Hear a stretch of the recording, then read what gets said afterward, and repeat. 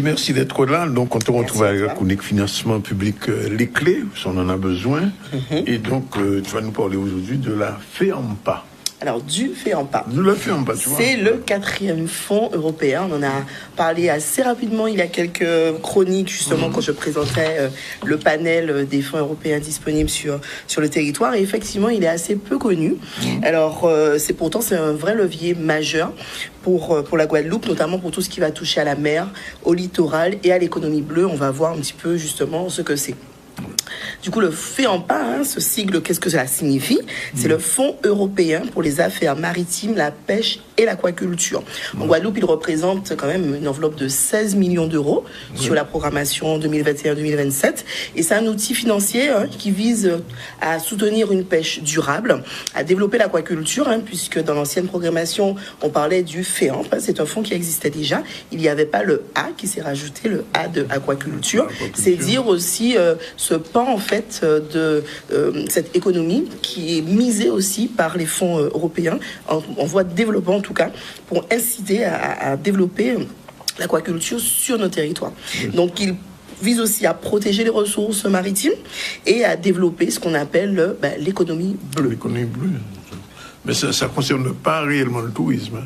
Alors, l'écotourisme, on va voir tout à l'heure, mais le tourisme lié surtout à l'économie bleue et au littoral. On est vraiment sur un fonds qui est positionné sur la valorisation des littoraux.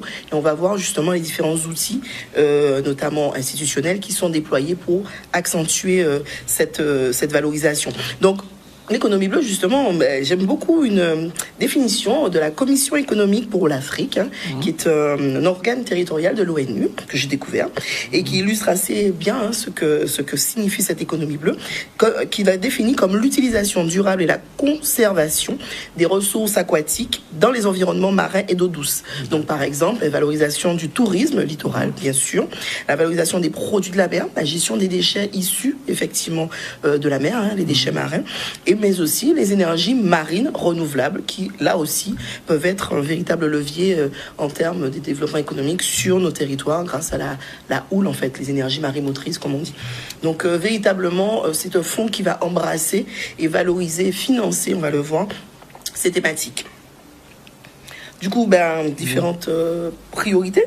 Oui, justement. Sur ce fameux FEAMPA, des priorités très très concrètes. Je disais vraiment une pêche à la fois plus durable, mais aussi rentable. Donc vraiment trouver cet équilibre en termes de pêche, de préservation de la ressource marine.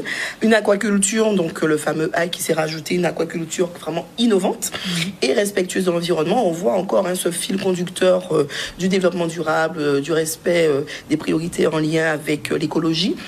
Qui fonde un petit peu le déploiement des fonds européens sur nos territoires, la valorisation des produits locaux issus de ces produits de la pêche, par exemple, et surtout le développement des territoires littoraux. Et nous sommes un archipel amplement concerné par ces problématiques.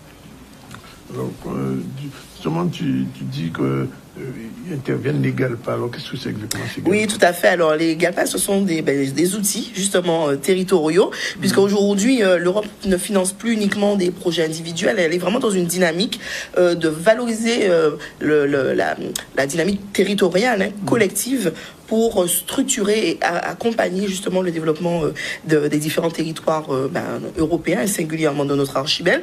Et au travers de cela, il y a donc, depuis plusieurs années, j'ai eu présenté dans une précédente chronique le GAL Leader, donc qui est un outil territorial déployé au niveau des EPCI, des communautés d'agglomération. Et donc avec cette nouvelle programmation du FEAMPA, c'est déployé un outil qui existe depuis plusieurs années à l'échelle européenne et qui se déploie pour la première fois dans nos régions. Donc ce sont les groupes d'action locale pêche et aquaculture, donc qui visent à déployer ce fonds, ce FEAMPA, au travers des 6 communautés d'agglomération des 6 EPCI. Donc, il y a 6 GALPA finalement. Exactement, il y en a un par EPCI. Donc, petit clin d'œil, merci pour ta photo qui est prise sur le site de CCN, copyright, qui permet de voir un petit peu la cartographie des EPCI. Donc, chaque GALPA est porté par un EPCI. Donc, en fait, ce sont des financements du FEAMPA.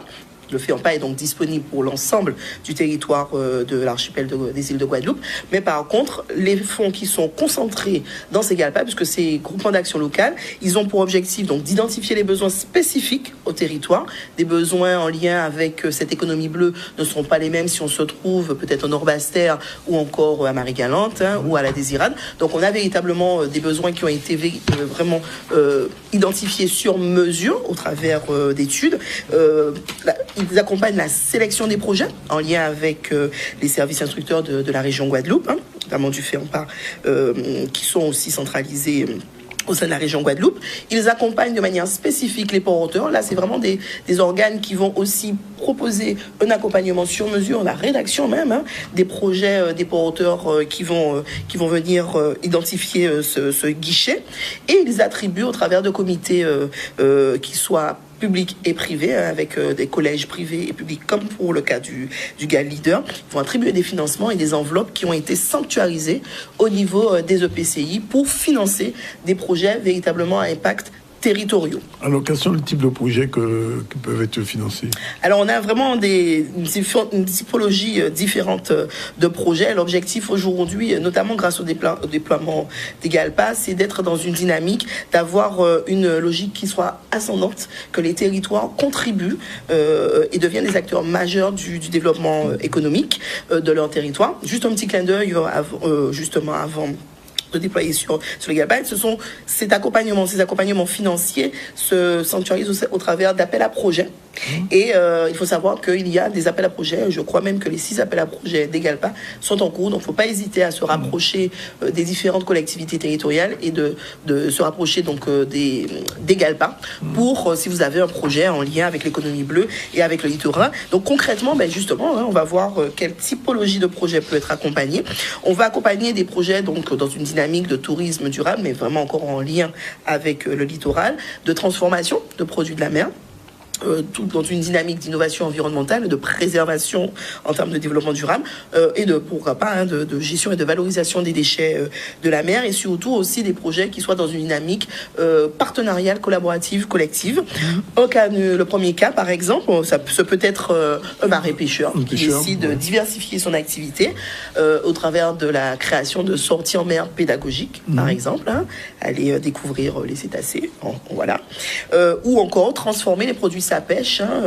J'avoue que j'aurais adoré avoir des filets sous blister, prêt sous vide, prêt assaisonné, etc. Il y a eu quelques années, il y a une vingtaine d'années, j'ai travaillé sur un projet comme ça.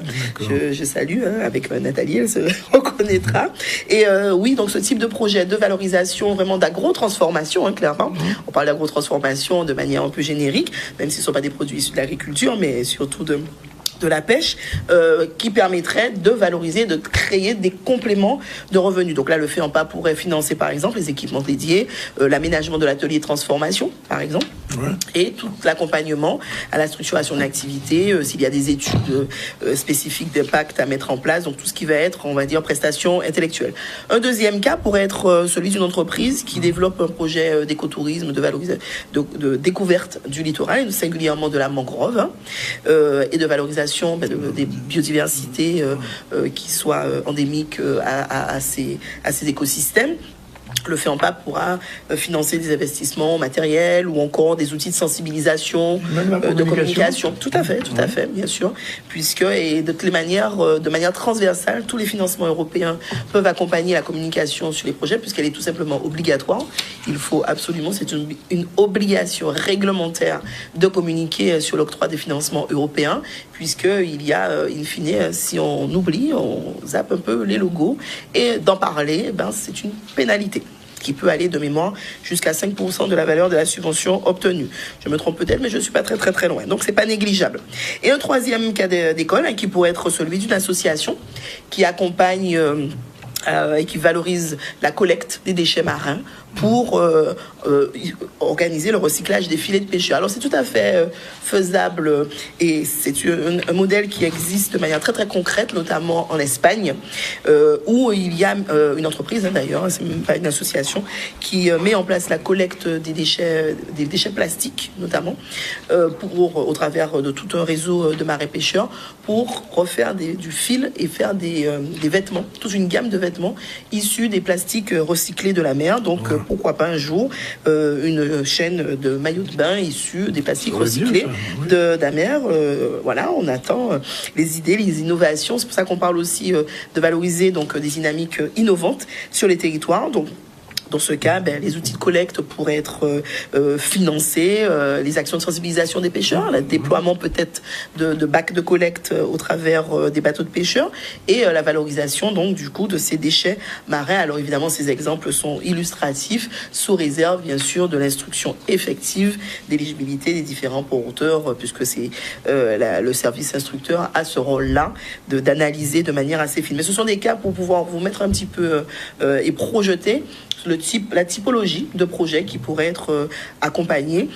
Et donc, on est vraiment dans une dynamique de projets qui ne sont pas isolés, mais qui s'inscrivent sur un territoire avec une dimension partenariale. Vraiment, c'est ce qu'il faut bien comprendre sur l'impact du FEAMPA et singulièrement des GALPA sur notre archipel. Qu'est-ce qu'on appelle l'accompagnement clé en main ? Alors, du coup, depuis une vingtaine d'années, l'Agrodeal, le cabinet Agrodeal accompagne justement ces différents porteurs de projets à mobiliser singulièrement de manière plus large les financements publics, mais les financements européens, les 4 fonds que j'ai eu présentés au travers des chroniques, le FEDER, le FEADER, le Fonds spécifique à l'agriculture, le FSE+, et ce FEAMPA pour accompagner la transition des marins pêcheurs, mais pas que, le véritable déploiement de ce nouveau pan économique qu'est l'économie bleue. Et donc nous pouvons accompagner depuis la validation de l'éligibilité des projets, mais aussi le montage clé en main jusqu'au suivi, déblocage, archivage et audit, que tout se passe bien et que ces fonds soient correctement et efficacement consommés. Voilà. Ton actu quand même, tu as une petite actualité? Oui, pas mal de petites choses. On en avait parlé il y a un mois avec Iman. Avec tout d'abord, toujours, on continue à déployer, à diffuser le documentaire que j'ai produit, Des femmes une voix, qui vise à mettre en lumière les talents au féminin, qui propose justement des projets à impact sur nos territoires. Impact territorial. Donc la prochaine diffusion, donc je sors récemment d'une diffusion vraiment un succès qui s'est produite à Paris. On remercie encore Keïsa Nubré qui nous a accompagnés sur la communication et toute la partie relations presse, le cinéma Les Parnassiens et tout l'ensemble de l'équipe du film aussi qui était présente et le public venu en nombre. Et donc la prochaine diffusion se fera le 17 avril au Centre culturel Gérard Loquel à Bellecour, à Bémao. Et là, on aura encore avec Manique, on met en place ce beau binôme qu'on a eu fait lors de la présentation du livre. C'est aussi l'actualité qui me concerne, à savoir la sortie depuis le mois dernier du livre Lettre à Gabriel, une voix pour les femmes, une promesse pour demain, qui se décline un peu dans la foulée du film, qui est un livre sur la transmission, l'engagement, la responsabilité de construire nos territoires, singulièrement au travers aussi des financements publics. Et Gabriel étant mon fils, et c'est ma lettre un petit peu à la jeunesse de nos territoires. Pas de signature prévue? Tout à fait. Oui. Ce sera donc déjà sur le 17 avril. Et on est en train de voir pour mettre en place des signatures certainement dans d'autres points de vente. Voilà. Donc on est vraiment assez activement là-dessus. Un ouvrage à lire, en tout cas. Alors, voilà. Alors, justement, tu as pu le découvrir. Commencer par le film et finir avec le livre ou faire l'inverse? On peut faire les deux. C'est assez déconnecté, c'est-à-dire que dans ce sens-là, effectivement, on va plus en profondeur sur le message du film, puisque je me livre vraiment sur la genèse du combat qui m'anime à valoriser ses talents. Mais c'est tout à fait déconnecté. On peut tout à fait débuter par le livre qui, je l'informe, est disponible sur tous les formats, qu'il soit papier, e-book, mais aussi le QR code s'affiche. N'hésitez pas à le scanner pour découvrir les différents formats. Et évidemment, en livre audio, avec Manique, c'est un TTK, une voix, une histoire. Que vous connaissez assez bien sur ce plateau. Donc oui, on a eu fait. Et petit scoop que j'offre aux ZCL, on est en train de travailler activement sur la traduction en langue anglaise, puisque ça nous est aujourd'hui demandé. Donc voilà, très prochainement, on va dire, j'emprunterai à la chanson, très prochainement dans les bacs. D'accord, ok. On va suivre ça. En tout cas, merci. Merci. Et à très bientôt. Oui, le 17 avril et puis... Voilà, exactement. Et prochaine chronique dans 15 jours. Et on a rendez-vous pour parler du livre. Oui, tout à fait. Et donc, effectivement, dernière slide, le 14 avril prochain, on va parler des aides d'État pour les entreprises. On va aller voir quels sont les financements que proposent les services de l'État pour la structuration des entreprises. Voilà. Merci. Voilà. Merci à toi.